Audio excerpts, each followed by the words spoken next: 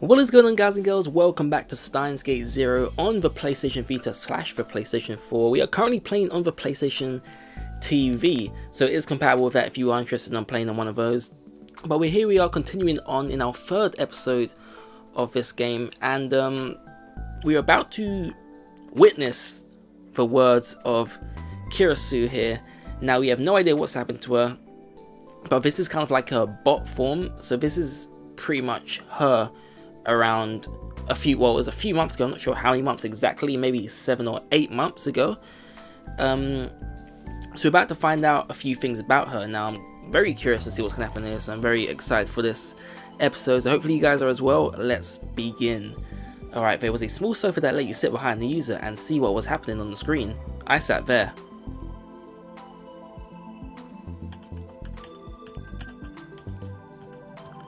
Maho powered on the PC and began to type. A second later, the words "made a system" appeared on screen, so we kind of like saw this bit, so I'm going to quickly breeze past it. Yeah, so I believe this guy's name is Italian. He's kind of like some composer, I believe it was. Some sort of musical talent he had anyway. But yeah, we better not be looking at that password. He doesn't want us to. So remember, we've kind of made our way into their research. It was Maho and the doctor, or the professor we should say, and they're kind of like letting us in on what they've been researching, because we knew Kirisu, so we had that relationship which helped us.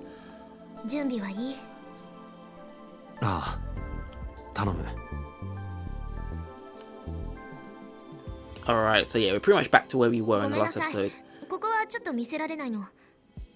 Alright, wait, she can't show us what?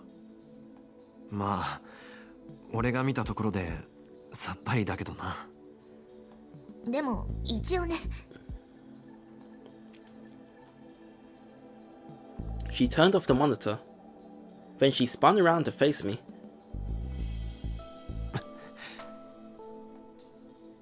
I suddenly realized I was clenching my fists. How long had I been doing that? My hands were sweaty, and there was a red spot at the base of my thumb where my nails had dug in. Was I more nervous than I realized?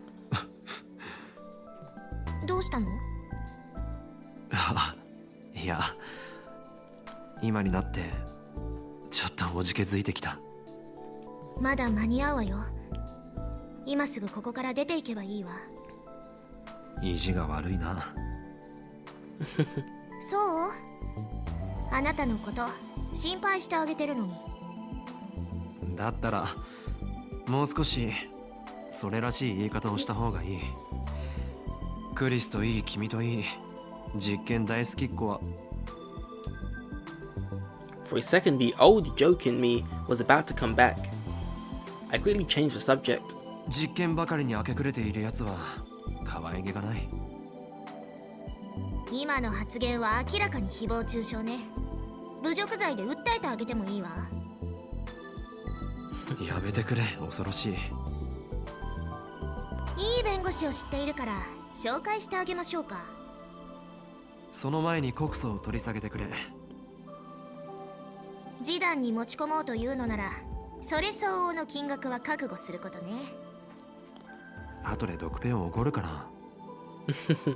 Dr. Peas.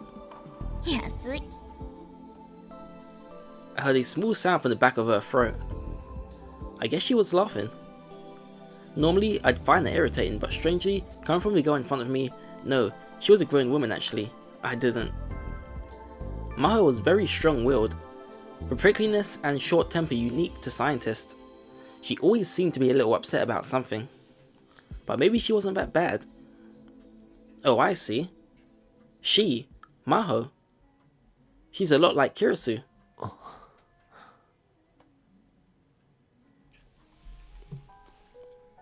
When I first met Kirisu, she was like that. Arrogant, rude, never willing to change her mind, stubborn, hard-headed, and always ready to confront you with raised eyebrows whenever you had something she didn't like. I truly thought I'd never see a more unlikable woman. But despite my first impression, On the inside, she turned out to be fragile, easily hurt, and so kind and so lovable. 何がおかしいんです、先輩。I suddenly heard a girl's voice from the speaker.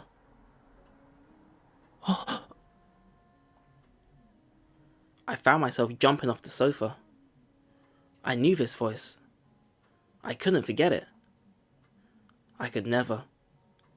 Maho turned on the monitor. The girl I'd never forgotten appeared on the screen. Maybe it was based off her appearance at the brain science lab, because she was wearing a white lab coat. The PC's camera turned toward me on its own. 先輩、そちらの方は。Maho was introducing me, but I didn't hear anything she was saying. I simply stared, entranced. I wanted to reach out my hands. I wanted to touch her. She was right there. 岡部倫太郎さん。はじめまして、牧瀬クリスです。どうぞよろしく。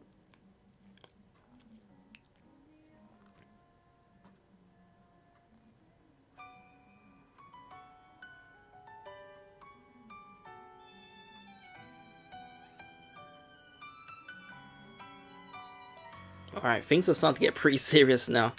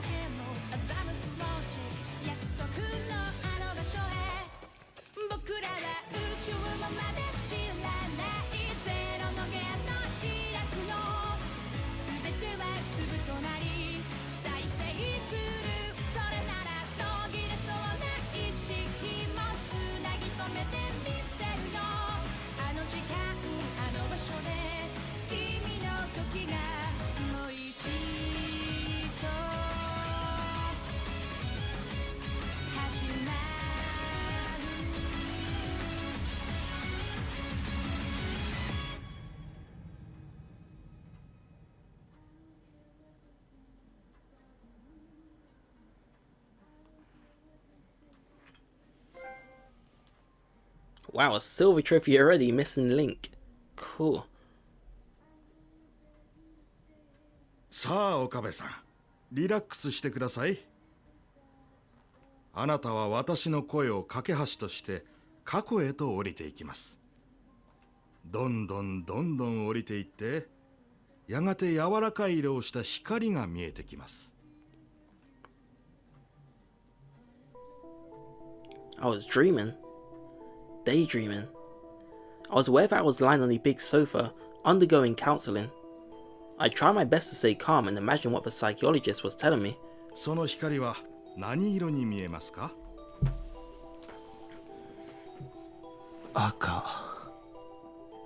赤ですか。なるほど。その光の中にあなたの大切な人が立っています。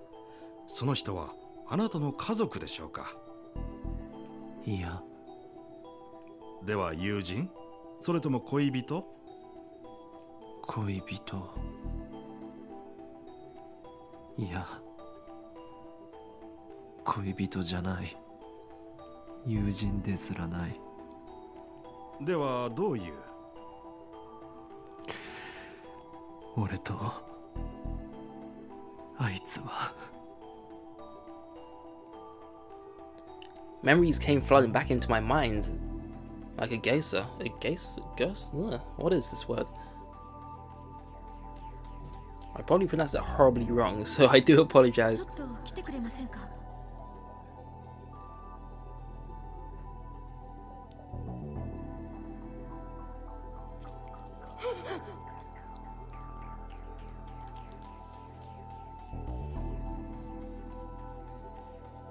椎名真由里は必要ない。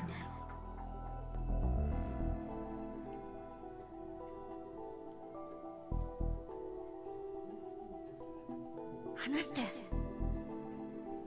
あんたがタイムリープしたのは分かってる。So these are actually flashbacks from the first Steins Gate game. 真由里を助けて。ベータ世界線へ行きなさい。真由里が死なない世界へ。それがあんたのためでもあるし、私のためでもある。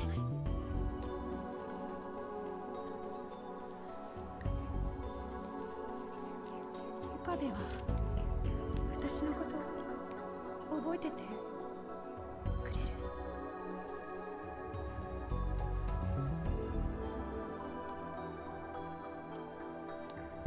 ねえ、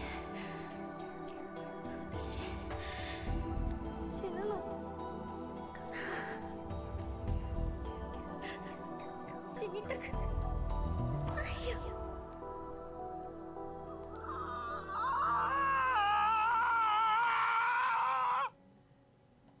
岡部さん、俺が刺した。俺がいいですか？私があなたの肩を叩きます。それを合図に意識がはっきりしてきますから。3、2、1、はい。 There was a loud sound, then I felt an impact on my shoulders. Kirisu's suffering face disappeared instantly, and I could feel my consciousness awaken.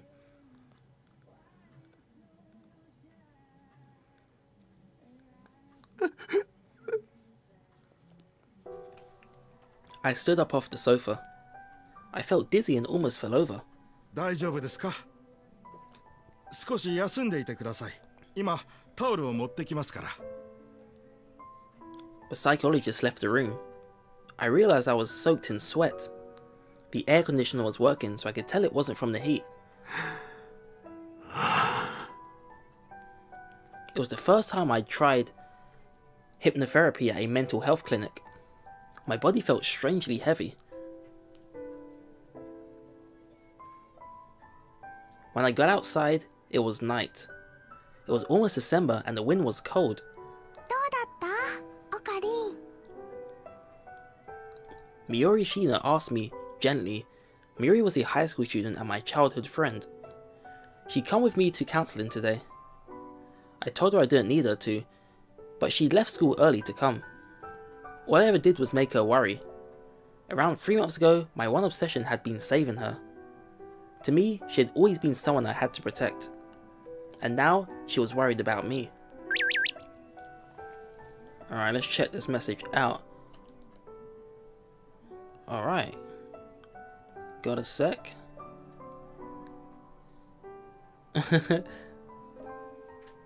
If you're wondering about whether to hit Sampo or Go-Go Curry for dinner, I can help you with that. Anything more involved? No. Those aren't the only places I eat. Forget it, I'll handle it myself. You can talk to me about it another time. Wait, was that Mocha in the little image there? And we got a little new app here. Cool, but we can't actually access that yet. Anyway, it was only because of Miori's recommendation that I'd tried counselling. まあ大したことないってさ。 I told her a small lie to make her feel better. Actually, they told me I had suffered serious trauma. They'd stopped the hypnotherapy and given me a course of counselling and drugs. Now they wanted to wait to see what the results were. Basically, they decided there was nothing to do but to treat my symptoms and wait for it to heal naturally. I couldn't tell if it was Maho had shown me yesterday was having an effect. I underwent treatment without telling the psychologist about the time machine, or the world lines, or most of the things that happened, so maybe there was no way of them to make a proper diagnosis. In any event, I decided not to think too much about the results. なあ、まゆり。夕飯、これからだろう。何か食べに行くか。おごるぞ。それなら秋葉原に行ってもいいかな。ルカ君とフェリスちゃんがね、久々にオカリンに会いたいって。Akihabara, huh? The clinic was in walking distance of my house. Akihabara was much further away. But even so, I couldn't turn down Miyuri's request.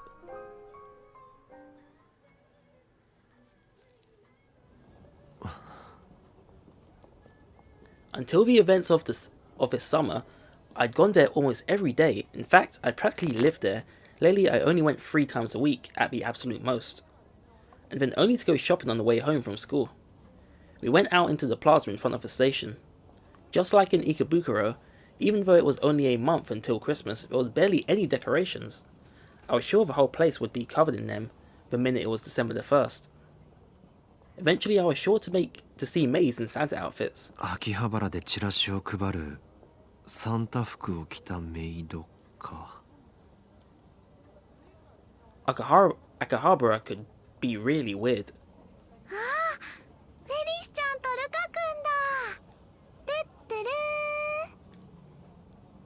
ー。 Been a long time since I've heard that. ふにゃー、今日 And seen them. Alright. 岡部さん、まゆりちゃん。 Faris and Luca must have been waiting. They ran over as soon as they saw us. Remember, we actually turned her into a... Wait, was it her? Luca, yeah, we turned her into a girl, which was pretty crazy.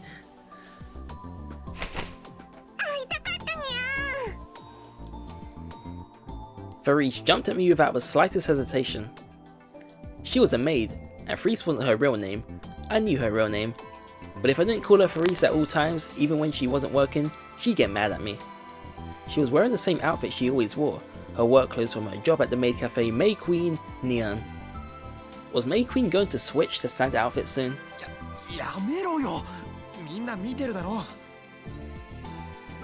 I tried to pull Faris off me, but it wasn't working. Maybe I should just steal the cat ears off her head. いいじゃないかにゃ。京馬とフェイリスの中だにゃ。よくない。あと、京馬っていうのもやめてくれって。Calling us her old school names. なんで？あの名前は黒歴史だからだ。うにゃー。 Faris looked upset, but I decided to ignore her. Kiyoma was part of a past I'd sealed away. I decided to pretend he never existed. He had meddled with the forbidden invention called the time machine, and as a result, the systems that ruled the world had punished him. He dashed the hopes of many, lost the life of someone he cared for, and his heart, and suffered Griffish. He must never be awakened again. I didn't need him anymore. じゃあ、なんて呼べばいいのかにゃ。そりゃあ、岡部とか。やっぱりオカリンって呼ぶのが可愛くていいんじゃないかな。ねえフェリスちゃん。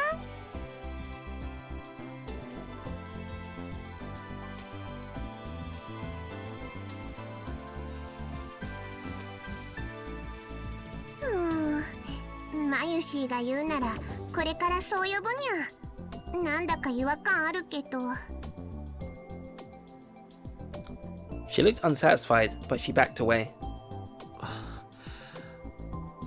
ルカ子も久しぶりだな。はい。 Luca smiled happily. He always looks so beautiful as a pretty girl.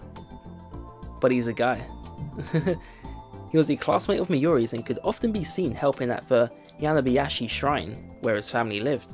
I probably shouldn't call him Luca. Just like I told Faris not to call me Kiyoma. He had his own name.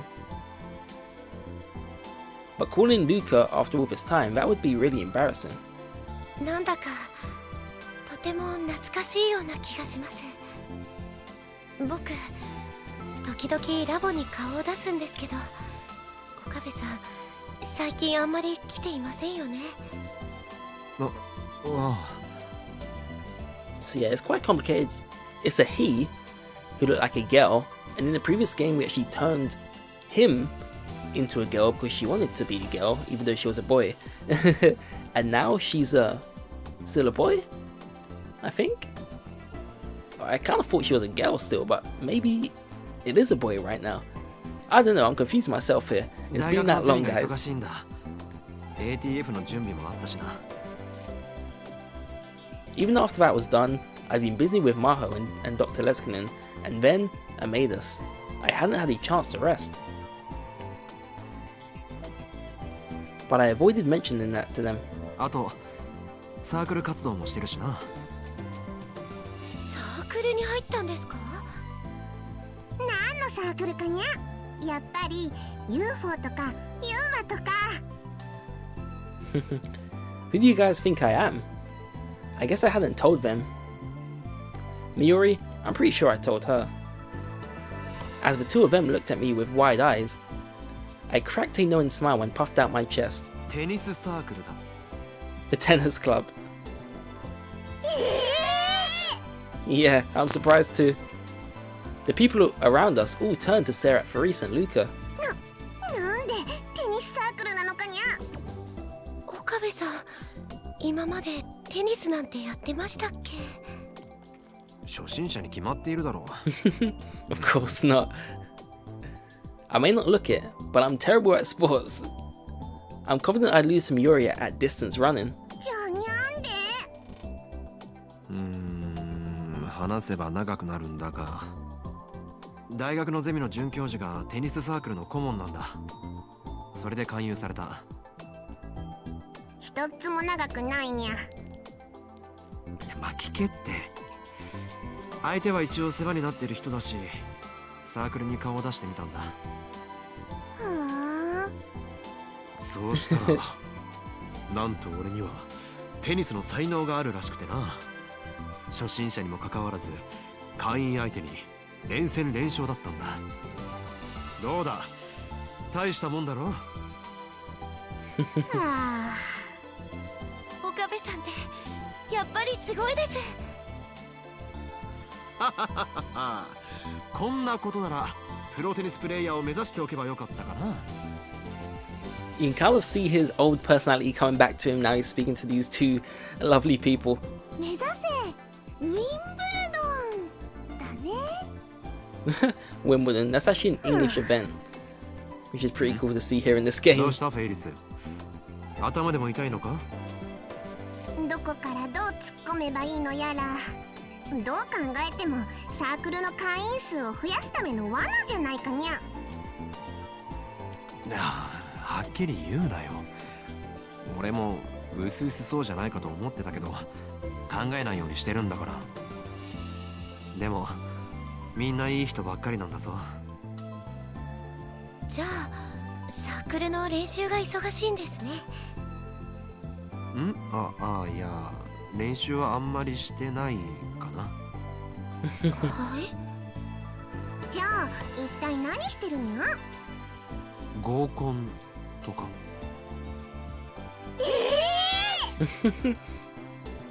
Their shouts filled the whole street, and once again people turned around to stare. そんなに驚くことないだろう。俺だって普通の大学生なんだから。そうですよね。すみません。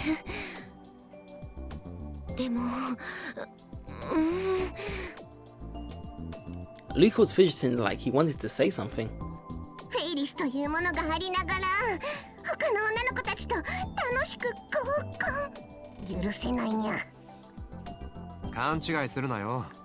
俺は女の子なんか別に。In fact, I went along with the rest of the club, but there really wasn't any place for a wannabe normal like myself. There was no way I could keep up with the conversations that the, well, normal normals had. While the other men and women were having fun, I would just kind of sit there. A matchmaking party was a challenge far beyond my capabilities. I wasn't going to tell Faris and Luca that, but... いいなぁ。マユシーもオカリンと合コンしたいのです。何？ Miuri wanted to do what? Is she old enough to be interested in that sort of thing? だってみんなで楽しくパーティー Must す have るんでし protective ょ side coming out, maybe. Evidently not.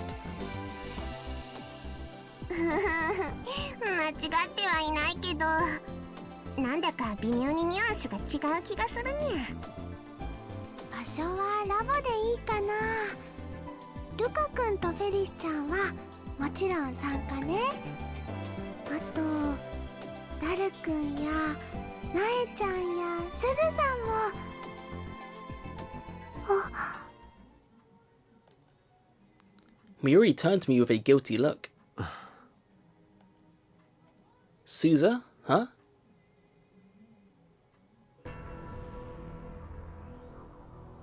Oh god, what's going on? Also known as John Titor, a time traveler from the year 2036. A true warrior who was still fighting even as I was trying my best to give up. I'd barely seen her since summer. I was avoiding her. Part of the reason I'd stopped going to the lab was that she spent all her time there now. Until a month or so ago, just hearing Suzuha's name was enough to cause flashbacks, and it was all I could do to endure them. After 3 months I could finally stand to hear her name, but I didn't think I could keep it together if I met her in person. Of course it wasn't her fault, and I wasn't blaming her, so I didn't want her to blame me. She'd never come out and said it, but when she looked at me with that razor sharp glint in her eyes, I felt something like guilt. あのね、みんな。マユシーね、ダル君と一緒に考えてるオペレーションがあるんだ。オペレーション？ It sounded like something the old me would have done. っていうと、どんな作戦かにゃ？ね、すずさんを笑顔にしよう大作戦。Why was Miuri talking about this out of the blue? No, maybe it wasn't out of the blue. She might have been thinking about it for a long time. So I decided to respond as cheerfully as I could. 聞かせてくれよ、マユリ。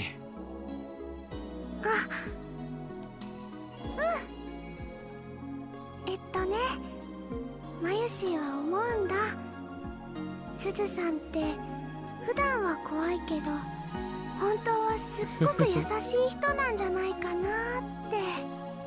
ラボにいる時にね、マユシーがソファーでうとうとしちゃうといつの間にかタオルケットがかかってたりするの。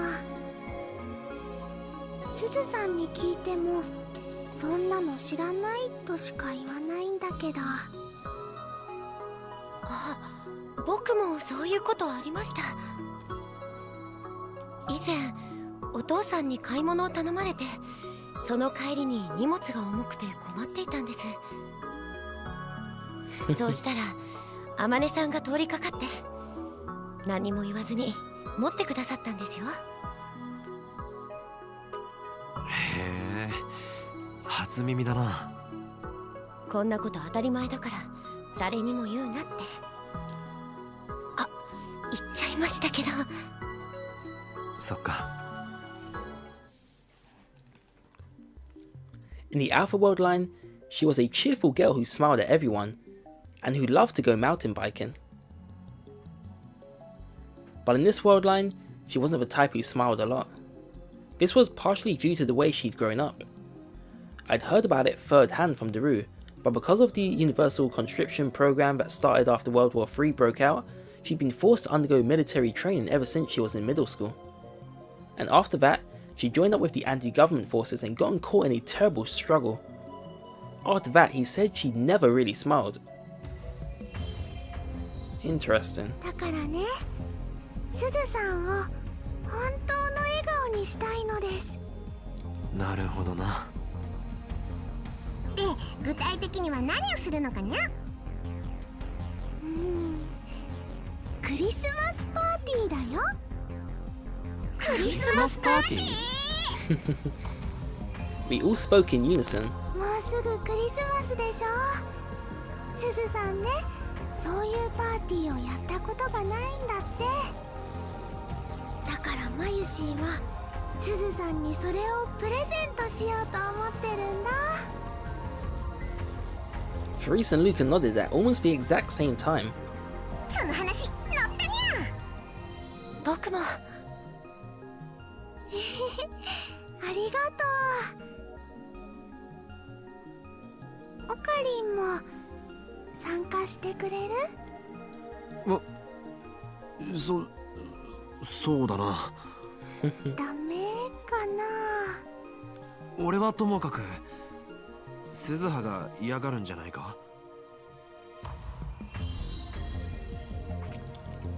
I was never going back to the past.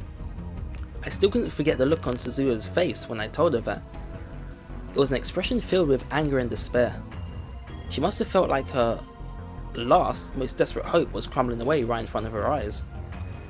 The words she said to me then were still sharp thorns lodged in my heart. 鈴葉は俺を嫌ってるし。マユシーはそうは思わないよ。すずさんはね、オカリンを怒っちゃったこと後悔してるんじゃないかな。その気持ちを素直に言えないんだと思うのです。そうだろうか。きっとそうだよ。I couldn't turn her down after Miori said that. 分かった。少し考えてみるよ。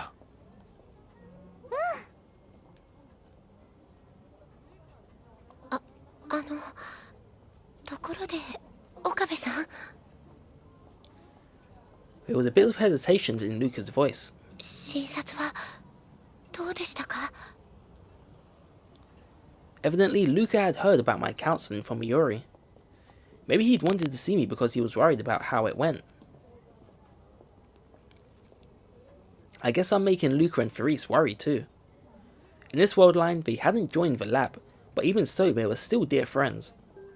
催眠療法というのは初体験だったが、なかなか興味深かったな。俺は今まで催眠術なんかにはかからないと思ってたよ。驚いた。かかっちゃったんですか？見事にな。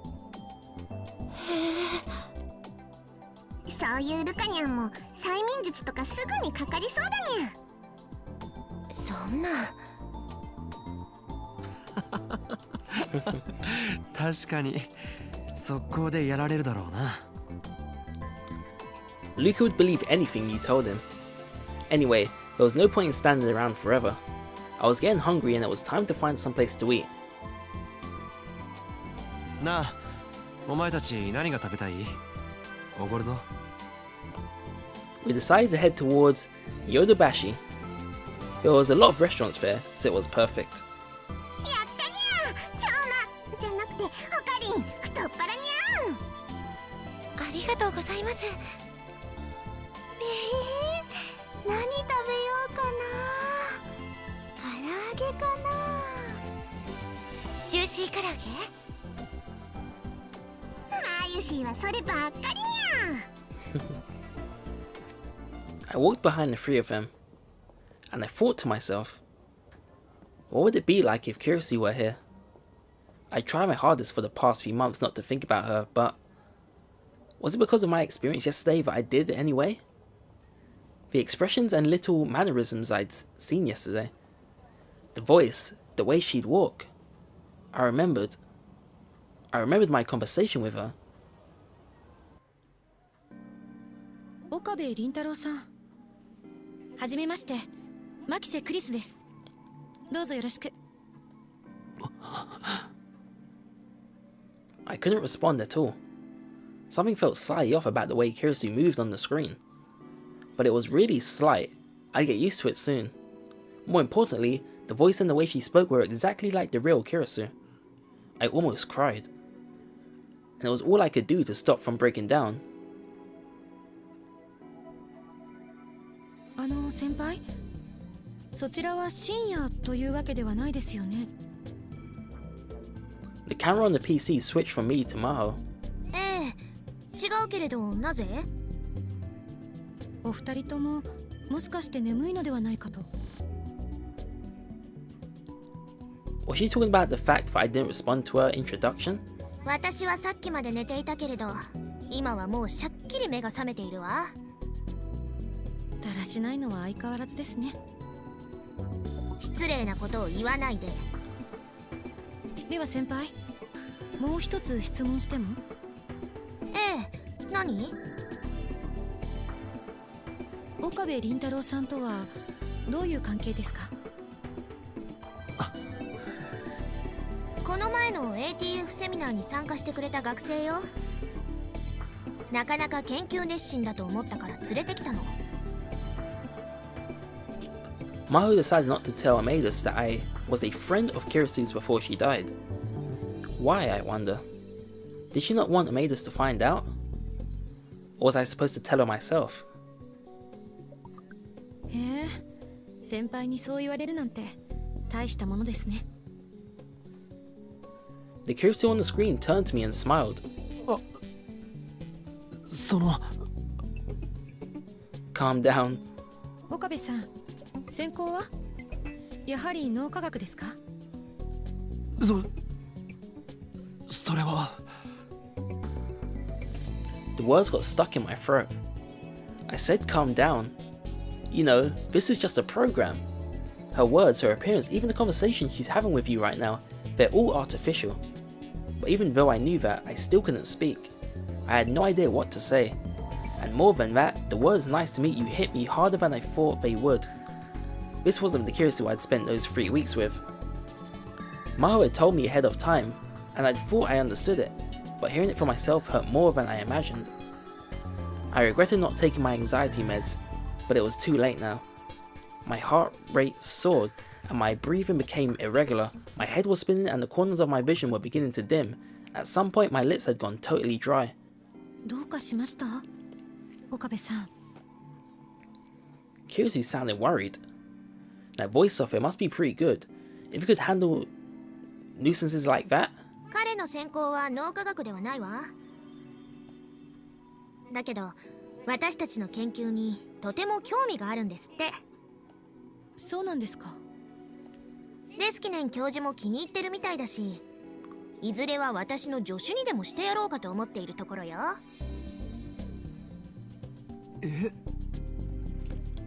My head snapped up in surprise at Maho's bizarre statement. Me? Maho's assistant? When I go to Victor Chondria University? あら、お気に召さない？お気に召すとか召さないとかそういう問題じゃなくて。ま、冗談だけれどね。冗談？もしかして本気にした？信じちゃいない。I wasn't going to tell her, but I almost did. そう。でも、もっともっと勉強してくれれば、あながち冗談じゃなくなるかもしれないわよ。仮にそうだとしても、レスキネン教授の助手がいい。This was my way of getting back at her. 教授の助手って思っている以上に大変よ。あの方は本当に子供だから。As she spoke, she quietly came over next to me and tapped me on the arm a few times. I see, so that was it. She was making a joke to try and calm me down. 悪かった。ありがとう。何のことかしら？ I didn't think subtlety was her thing. Maybe I was wrong. 先輩、ちょっと。Kirisu beckoned to Maho from within the screen in a very human manner. 何？もうちょっとこっち。スピーカーに寄ってください。Maho moved her ear close to the speaker. I was just thinking about how weird it was when...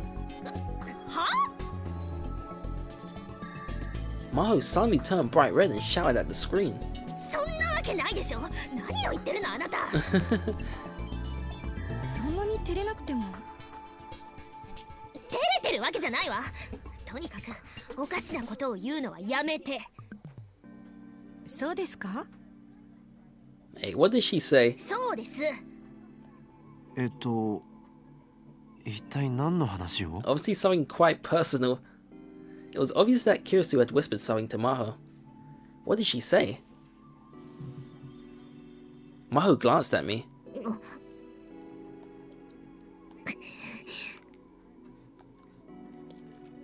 And for some reason she blushed and turned away. Ah, I see. From the way Maho was acting and what I knew about Kirisu, there was only one possibility. このスイーツかっこ笑い目。I whispered the name I'd often teased Kirisu with and suddenly felt a lot better. She must have said something stupid like, "You two make a good couple," or "You finally found a man, huh?" The way she looked at a boy and a girl holding a friendly conversation and immediately assumed they were dating was just like Kirisu I knew. Sheesh, what a system. It didn't need to be that true to her personality, did it? I chuckled. Do you think this Kirisu also browses at channel when Maho and the professor aren't looking too? Nah, knowing her, she's probably commenting. I remember Kirisu once browsed that channel on the Future Gadget Laboratory's computer when she knew nobody else was around. ちょっと入ってくるときはノックぐらいしてよ。クリスティーナ、お前はやるべきことをサボって何を見ていた？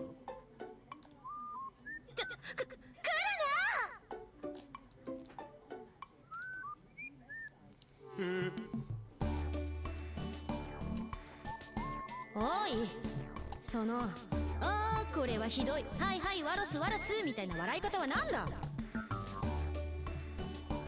案ずるなクリスティーナ。いや、アットチャンネラークリス。その言い方はやめて。俺はすでに気づいていた。そう、とっくに気づいていた。お前からアットチャンネラーとしての匂いのようなものがプンプンと醸し出されていた。失礼だな。ちゃんと毎日香りがきつくない香水つけてるぞ。そういう意味ではない。俺が言っているのは魂レベルだが、隠そうとするとはいじらしいな。アットチャンネラークリス。その名で呼ぶな。Your soul's power level, huh? My silly remarks seem to me to have a much deeper meaning now. Was the girl in front of me one day going to, as Dr. Leskinen had said, become a real artificial soul? When that happened, what were we supposed to call a soul that still existed in this world after the body was gone? Not dead or alive, but something in between. This wasn't science anymore. It was a philosophy, or maybe religion. バカな話はここまでにしましょう。岡部さんだってこんな中身のないことを聞きたくて来たわけではないわ。そうやってごまかすところがますます怪しいですね。ウイルスをぶち込むわよ。嘘です。もう言いません。Kirisu quickly bowed her head. I bet back when Kirisu was still alive, she had conversations like this with Maho every day. I'm sure Dr. Leskinen had a lot of fun watching them. It was actually kind of cute. お騒がせしてごめんなさい、岡部さん。彼女と何か話してみる？ああ。 Maho offered me the seat in front of the PC. Kirisu's face was on the monitor right in front of me. When our eyes met, she smiled a little. I didn't know she reacted like this to people when she first met them. But my meeting with Kirisu went about as badly as it possibly could have. I realized that her prickly attitude towards me could have been unusual for her. どんなことでも聞いてください。可能な範囲でお答えしますから。そうだな。This wasn't good. I was remembering every moment I'd ever spent with Kirisu. I couldn't think of what to say. And then the words that came out of my mouth were... And that, guys and girls, is going to do it for this episode. Hopefully you have enjoyed this one. If you do want to see more, please let me know down below. Hit that thumbs up button. It really, really does help. and I'll keep these videos coming your way. But as of now, this may be the last one, as I did not intend to do a full playthrough of this game. But if you do want to see more, of course, I am happy to bring it to you, and we'll continue on right from this point. So until then, have a great day, thank you for watching, and I'll see you all next time. See ya.